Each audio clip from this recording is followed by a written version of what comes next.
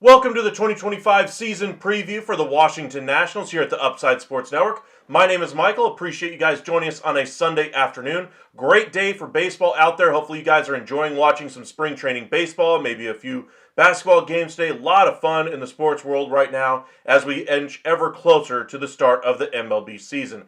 Opening day is almost upon us. We wanted to finish off our season preview videos today. That way we could gear you guys up for the 2025 season, talk about a lot of the trades that could happen as rosters try to be finalized towards the end of spring training, and get into some prediction videos as well for the season. But we'll get into the 2025 season preview for the Washington Nationals. So first, let's see where they finished 2024. Now, the Nationals last year obviously were a young, developing ball club. They had a couple of veterans on this roster, but they were clearly in sell mode at the trade deadline. This is a team that has a good future in front of it, and a really strong prospect group that they've brought up to the big leagues that's getting seasoning anyway this year. They make the trade this offseason for Nathaniel Lowe, but last year was kind of rough. They finished 71-91. They had some injury issues in that rotation. That's part of the reason why they didn't decide to add big free agent money this offseason, an offseason that could have been about free agent acquisitions. Instead, it'll be next offseason, so expect them to spend big bucks in next year's free agent class. Remember, they have a very good working relationship with the biggest agent in all of baseball, in Scott Boras. Usually there's each offseason that they spend big, it's usually on a Boras client. So expect one of those guys to ultimately end up there. And don't think it matters about the position either, because they have Nathaniel Lowe there at first base. They could easily still sign Vladimir Guerrero if they decide to go after a Kyle Tucker. They could easily shoehorn him into that outfield and move around wherever they need to with the other pieces that they have. But they do have some really nice pieces to look forward to in the 2025 season. This season is going to be a lot about who's going to be there in 2026, which pieces ultimately earn their spot on that 26 ball club, and 2025 is their job application to do so. So let's kind of look at where this roster is as we go into opening day. C.J. Abrams has his ups and downs over the last year or so, but he's really solidified himself as an everyday player for this Nationals team. They're expecting around a 3-WAR season. I would like to see a little bit more offensive production out of him, honestly. I think speed really plays here, and just like his predecessor, Trey Turner, he needs to utilize that speed more this year. Dylan Cruz is expected to start the season on the active roster and probably be in that top 3. They're projecting him in that 2-hole in right field. I would love to see that for him. He has a great, and I mean a great, chance to win the NL Rookie of the Year. He is my pick to win the NL Rookie of the Year as well. So very little time at the big leagues so far. He does have a little bit of service time, but look at what they did here with the middle of that order. They have James Woods, who started a little bit last year. He's 22 years old. He's going to have a 3-WAR season according to Fangraphs. I think that's about right. His strikeout rate is a little bit worrisome. Would like to see him cut that back a little bit as far as his development stage this year. Nathaniel Lowe, I'd love to see him step into more power than what he did when he was with Texas, but just having a good veteran influence in this ball club while still being a productive hitter, Lowe will be an invaluable piece to this team. Josh Bell is your DH this year. This might be his last chance to stay in Major League Baseball. He struggled each of his last 4 or 5 stops to really be any type of productive offensive player. Defensively, we already know his best days are well behind him, so he's going to have to show that bat can play up. They're expecting a little bit above average bat, but he's going to have to be even better than that if he really wants to stay in baseball after this year. Second base, Luis Garcia in bit of a platoon with Ahmed Rosario. I think they would prefer Garcia to really, latch onto that role. But if Rosario plays or outplays him, then I think they would play Rosario a little bit more than what you might be expecting. Keibert Ruiz, one of the top prospects from the Dodgers, is now with the Washington Nationals, brought over a while ago in a trade. I believe that was the trade that sent Scherzer and Trey Turner to the Dodgers. But anyway, the Nationals here have a good catcher there. They just need more out of him. 1.2 WAR, that's low for a catcher, just because their defensive stats usually can help them out, boost those numbers a little bit. But they're only expecting, just a little bit of offense from him. Only a 95 weighted runs created plus for him. Tells you he's below league average, and hopefully his bat can come around a little bit like it used to be for the Dodgers, or when he was on the Dodgers farmhand. Paul DeJong solidifies third base for them, and then Jacob Young out there in center. I think they'll be utilizing a lot of different outfielders out there, though, this year, but primarily with James Wood and Dylan Cruz manning the majority of the games out there. Their bench, Riley Adams, backup catcher. Jose Tina as a backup infielder. Ahmed Rosario plays a little bit all over the diamond nowadays, not just exclusively as a shortstop. And then Alex Call as an outfielder as well. Not much offense coming off of that bench. All of those guys below league average, or at least projected to be this year. But this offense is really going to be about getting Dylan Cruz successful at the plate this year, get him experience at the big league level. Figuring out if he can be a positive asset for you this year. But again, I'm expecting big things out of him. I'm expecting he'll also have some struggles. But Dylan Cruz, I think, has a great chance to be the NL Rookie of the Year. Pitching staff, Mackenzie Gore takes over as the ace of this staff once again. Came over in that trade for Juan Soto a while back. Jake Irvin is the number 2. Mitchell Parker, Trevor Williams. And then one of my favorite pitchers that signed this offseason, Mike Soroka, has found himself once again in a starting staff. Just had his first outing of spring training, by the way, through 3 scoreless innings, 1 walk, and a strikeout. But the best part of it was he threw harder than he ever had his entire career. He threw 96 in that spring training outing. Now, we'll see if that velocity stays up the entirety of the season, but that's the fastest he's ever really thrown in his career, and maybe he finally has that arm strength back after having a bad run of luck due to injuries because of how the Atlanta Braves used him. But looking at this rotation, I think it's going to be dominated by Mackenzie Gore being the best there. The only guy they expect to be above or below a 4 ERA. I'd say that's fairly accurate, but that's a lot of innings that they're going to be relying on guys like Irvin, Parker, Williams, and Soroka for. They're going to be using a army of pitchers there to get through the entirety of the season. Bullpen, Kyle Finnegan just returned on a 1-year deal. Jorge Lopez in a setup role. Derek Law, Jose Ferrer, Lucas Sims, Colin Boucher, possibly as a non-roster invitee, making it. And then one of their offseason signings, Shinosuke Ogasawara. I'm not sure how to pronounce that one, but I think he'll get a good run in the starting staff as well this year. I expect him to get at least probably 10 starts this year. I say the innings are a little bit low there at 80 innings. I'm expecting a little bit more out of him, and Evan Reifert as well. Josiah Gray is the one arm that I mentioned had an injury that's really going to be one of their aces for them. I think Mackenzie Gore and Josiah Gray, to me, are 1A, 1B for this rotation. I think Josiah Gray probably has a little bit more upside left in him, but now with the Tommy John surgery in July of last year, maybe they can get him back for September, get him healthy enough to just at least shake off the rust, and then have a normal offseason heading into the 26th season, and then you'll know what you have going forward. Overall, they have a really solid young roster. Minor leagues, they have a couple of names that kind of spring to mind here. Andrew Kisner is a non-roster invitee. Maybe he could be a player for them as far as a depth option.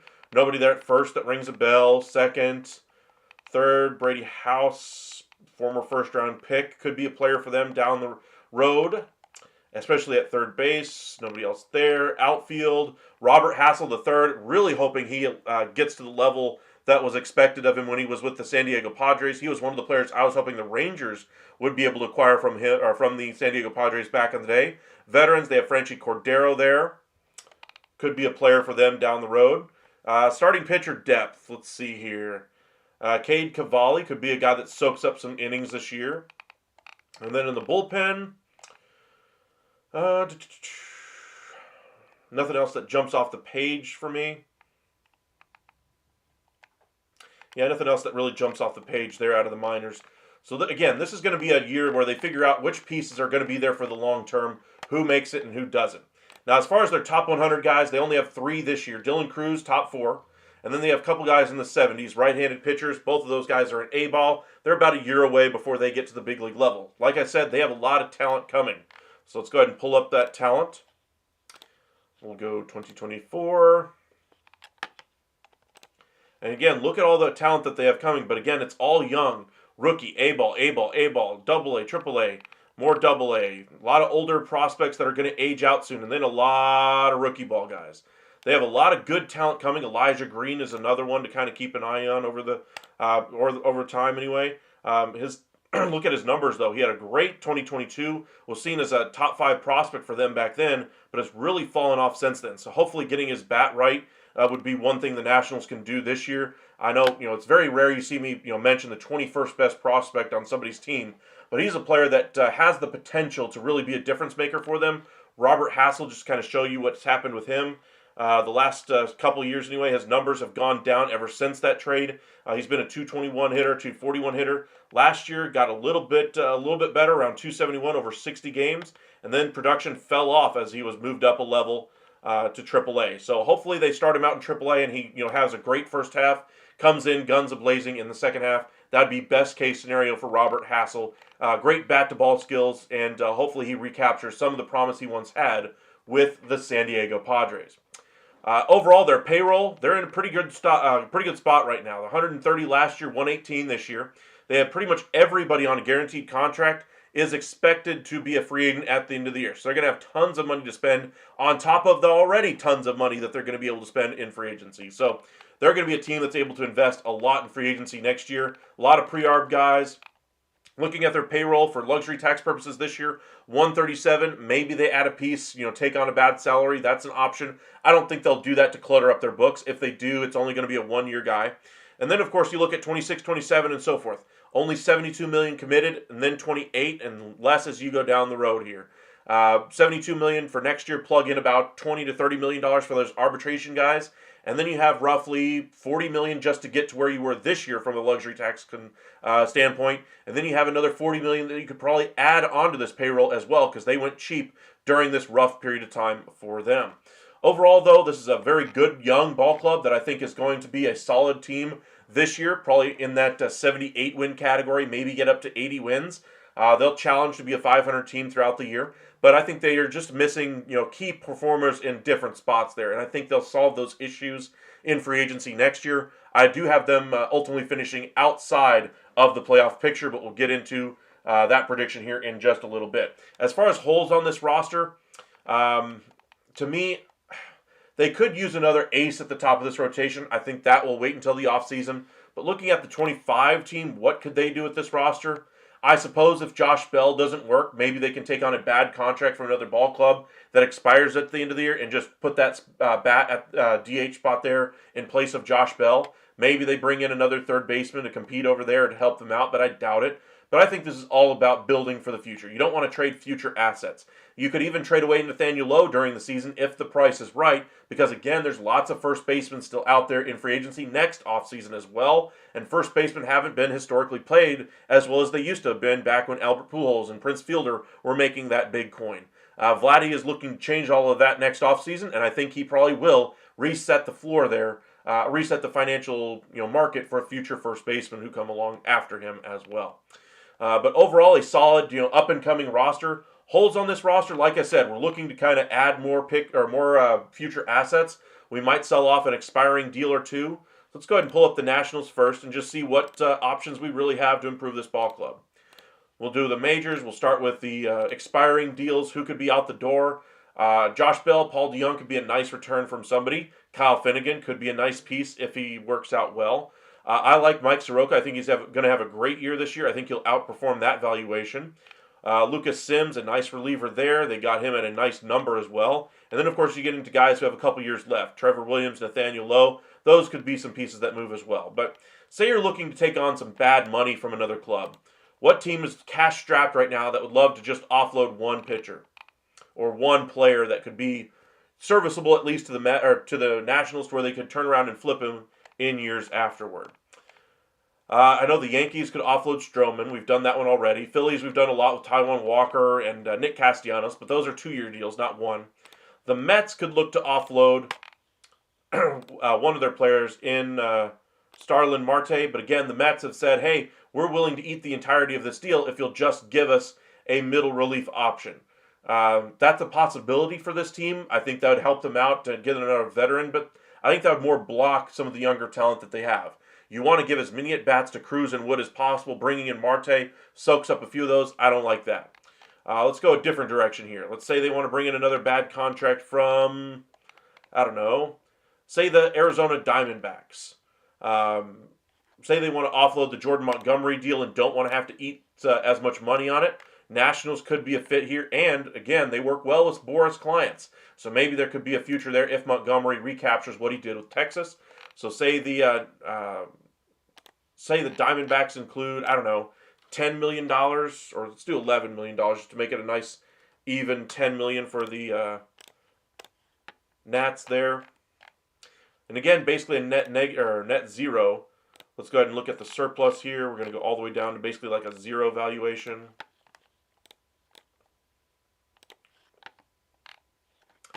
Say you include a 20-year-old outfielder, Brenner Cox.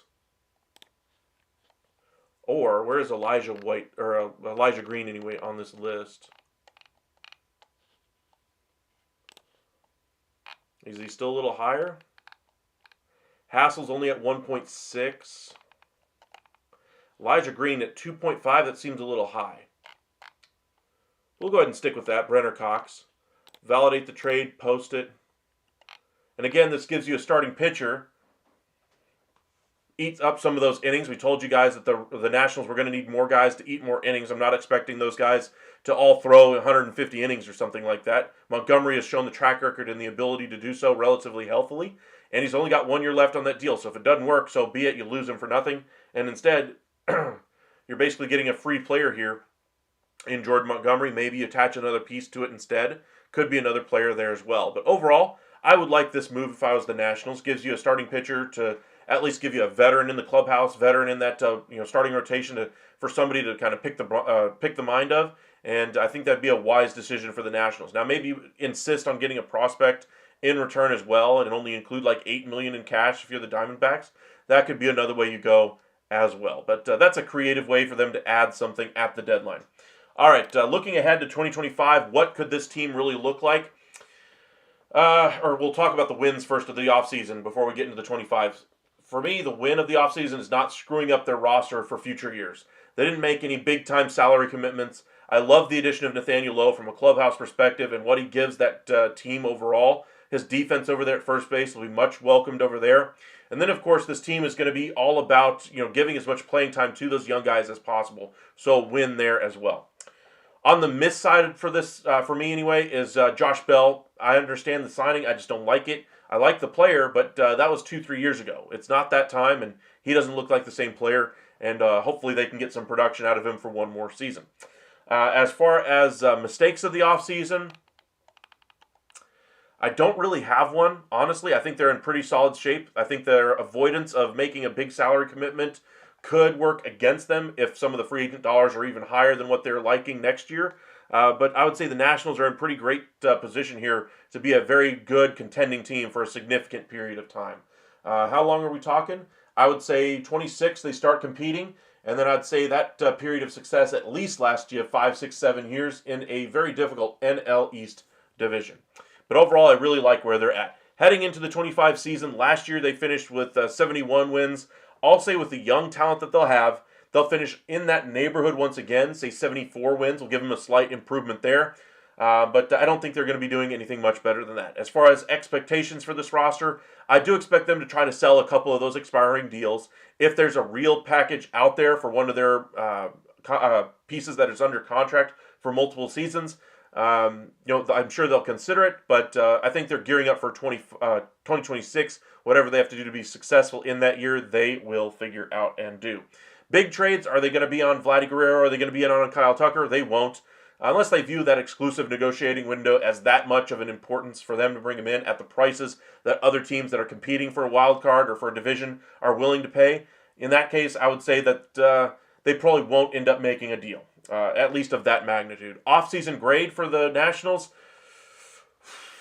not screwing up is probably the biggest advantage for them. I'll go ahead and give them a solid B. I just think that they could have done a little bit more with that starting staff. I thought they could do a little bit more with some of the veterans they brought in. But overall, they kept it inexpensive and preserved their luxury tax space for next season, and hopefully it'll work in their favor. But I'll give them a solid B for what they were able to accomplish. Growth and surprises. It's all about the Rookie of the Year competition there for Dylan Cruz. It's about getting James Wood more comfortable at the big league side of things, and having those guys in the top 3 of your batting order, who will probably be in your top 3 of your batting order for the next 10, 15 years, I think is invaluable for them to come up at basically the same time.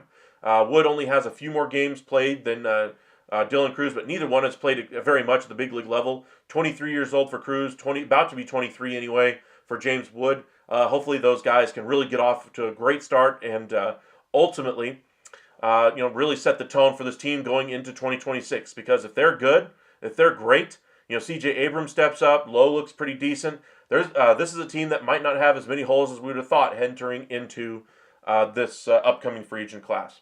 Ceiling for this ball club, last year 71. I'm predicting a little bit better, 74, 75. Best case scenario, say this team really takes off and they finish, 78 wins, 79 wins. I don't think there's a foreseeable future this year at least where they finish above that 80-win threshold. So I'll say they finish at best in that 79, 78-win range. As far as a floor, say they get more injury issues or don't make the right decisions as far as trades or bring in positive assets or whatever the case may be. I'm going to say the floor for this team goes from 71 to say like a 68, 69. I still think that the talent that they have developing is going to be able to overcome a lot of their issues and will solve some of those problems for them as well. But, there's not a whole lot here to discuss for the Nationals because, again, they pretty much stand pat. They did trade away Robert Garcia, one of their young bullpen arms, to be able to get a little bit better offensively. I think Nathaniel Lowe's clubhouse presence will be one of the best additions this team has really made.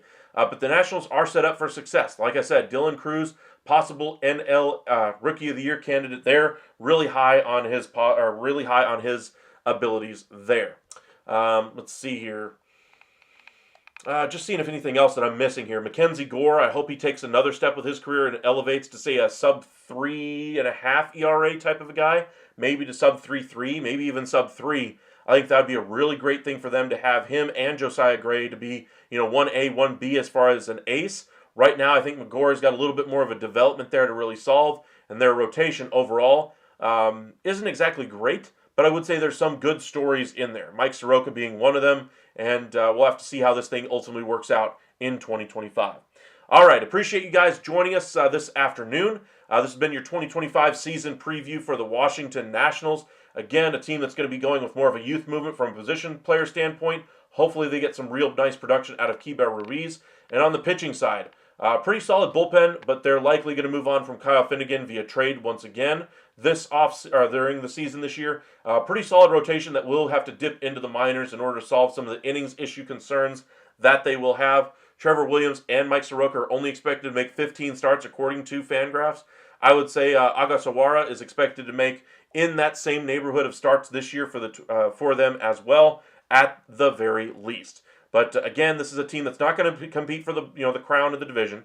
They're not going to compete for a wild card spot this year. But next year, you better believe Scott Boras is going to be visiting quite a bit with the Washington Nationals in regards to multitudes of his free agents next offseason. But should be a fun one there in Washington. Hopefully you guys aren't worried too much about the results. I would more worry about the process and enjoy watching Dylan Cruz and James Wood and just see how good of a team you can really grow in what is supposed to be kind of a look and see what you got kind of a year. Kind of what the St. Louis Cardinals are doing is kind of a retooling, figuring out what pieces are going to be future long-term assets to the organization and what pieces need to be upgraded from. So that's what I really see for the Nationals this year. And then next year they're really going to spend at the top of the market for some talent that they really need to get in there. I think there's a couple holes on this roster they could look to. Third base, first base being one of them. If they want to improve off of Nathaniel Lowe, which isn't out of the realm of possibility, that could be an option for them to turn around and trade him away after the upcoming season. But for right now, this is an up-and-coming team that just needs to get some seasoning at the MLB level and just be given some time. All right. Appreciate you guys joining us. We'll be doing the Chicago White Sox here at about 5 o'clock, so be sure to join us for that one. We'll do the Texas Rangers once again at 7 o'clock, so that'll be our finale for the 2025 season preview videos. If you're new here to the Upside, be sure to hit that like and subscribe. We're going to keep you guys up to date on all the latest news, rumors, updates, rotation, lineups, bullpens, what's going on with your top prospects, any and all headlines that have anything to do with baseball. You'll find them here first at the Upside. So be sure to hit that like and subscribe. As far as videos coming up, we will have the entire catalog of the 2025 season preview videos coming out beginning in the middle of the week this week. It's kind of a more condensed version of our updates, season preview videos that we did during our live. So I want to thank you guys who have been sticking with us through this entire thing. Going to take just a minute to gather some energy anyway, and we'll be back around 5 o'clock for the Chicago White Sox 2025 season preview. Thank you guys for joining us. We'll be back live around 5, and again, 7 o'clock for the Texas Rangers. Y'all have a good one out there. Stay safe, everybody.